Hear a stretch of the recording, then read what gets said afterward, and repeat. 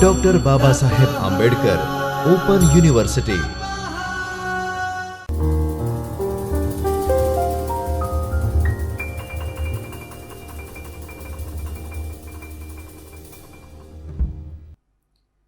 Good morning, student. I welcome you all at Dr. Baba Saheb Ambedkar Open University, Jyotirmay Parishar. My name is Bijal Rawal, Assistant Professor Management from School of Commerce and Management Department. Today we are going to discuss on MBA Semester 1. Our subject is Principle of Management and our unit number is 4, Organizing. We had already discussed in our past lecture. We will continue. We just go through with our topic outline, introduction, meaning and definitions about organizing, the concept of power, features of authority, and the delegation of authority. We will discuss in detail.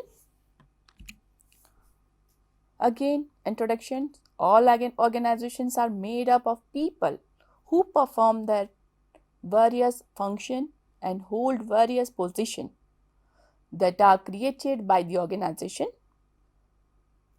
for the purpose of attainment of organizational goal. To achieve organizational goal, they work together. Luther Gulick state 7 functions of management under the post DCOP. We can easily remember with the help of post DCOP. P stand for planning, O for organizing, S for staffing, directing, D for C for coordinating, R for reporting, and B for budgeting.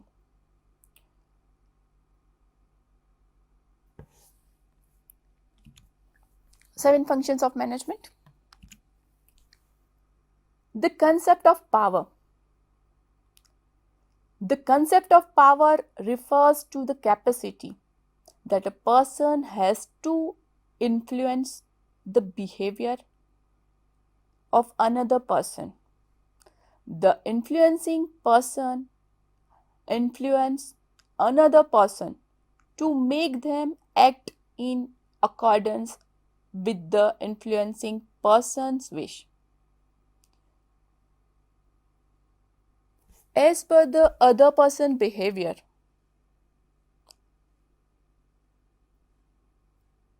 we like that type of behavior or his inner ability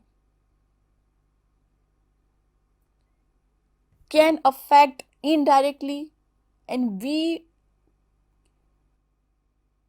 want to change our behavior because that impact on us.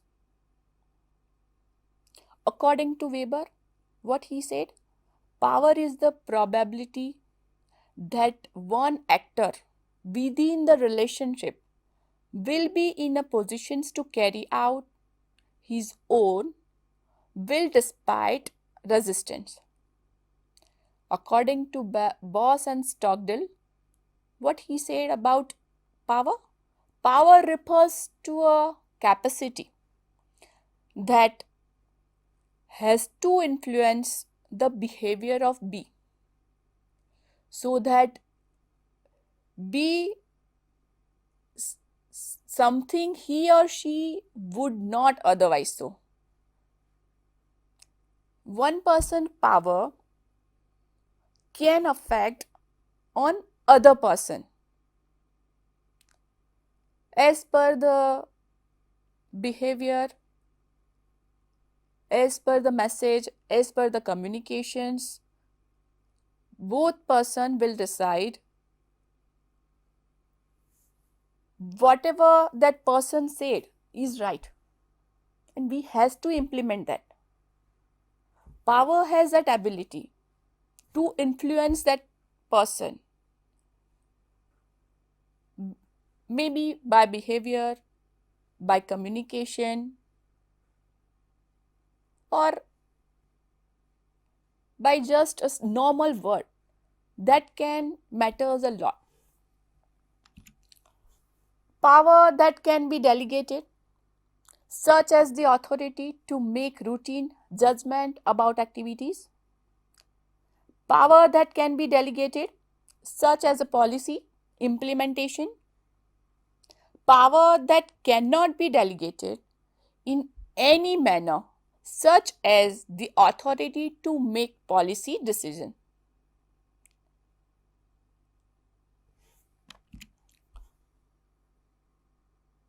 The concept of power, how it will create basis of power implemented in difficult situations, how that person will work. He has that type of power. Authority has already assigned the task and as power. So in difficult situations, he or she can take decision and save organization. Positional power, as per the position. Formal power, managers and higher authority step by step. In a formal organization, they have power to take decision on a particular situation. Legitimate power, agreement to allowing one person to have power over another. Both have different power as per the agreement. We have to assign that type of power so he can easily take action. Reward power, as per the individual ability. The person have ability and knowledge for that particular task.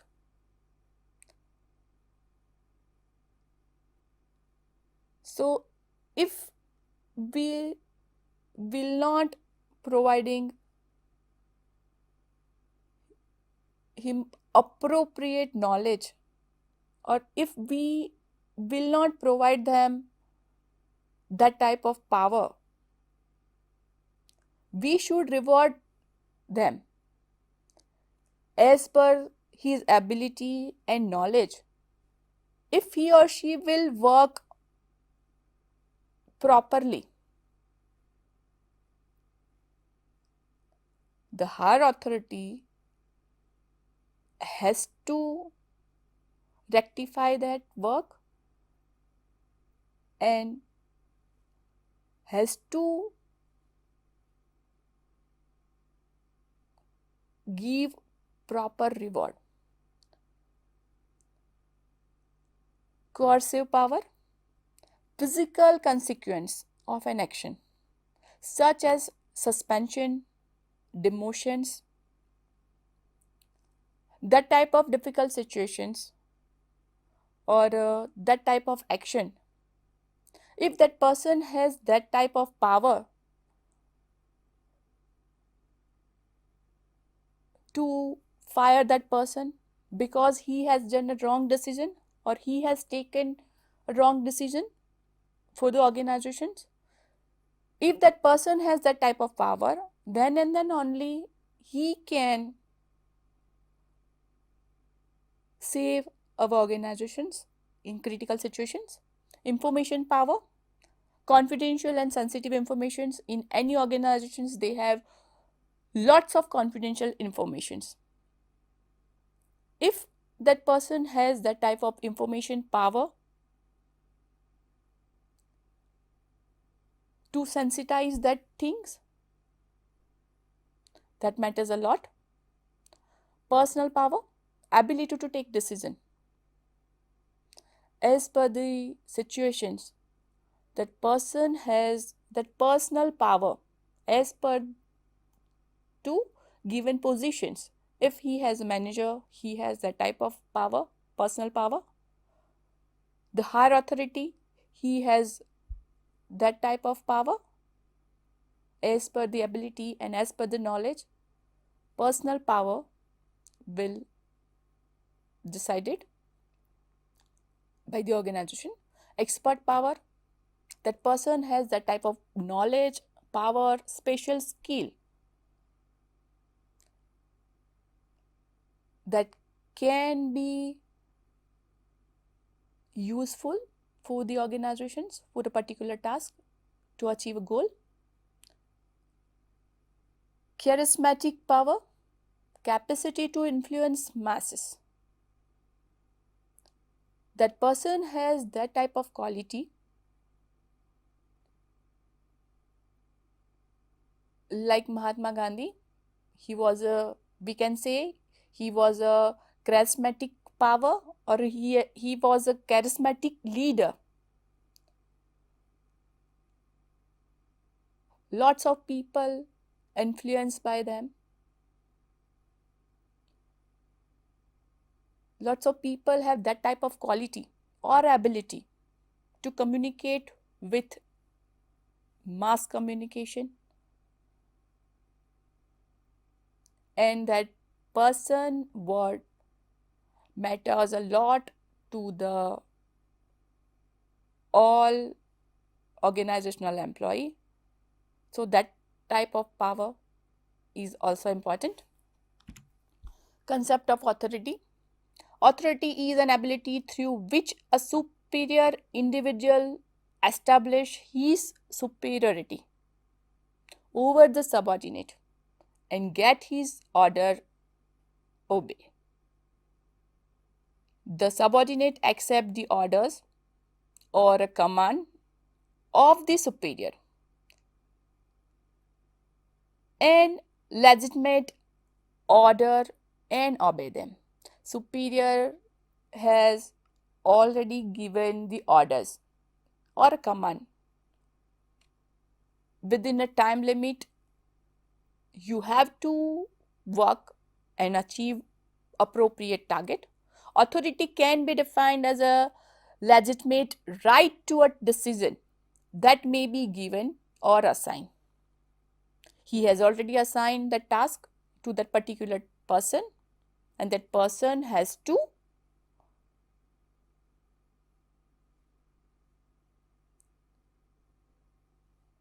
give that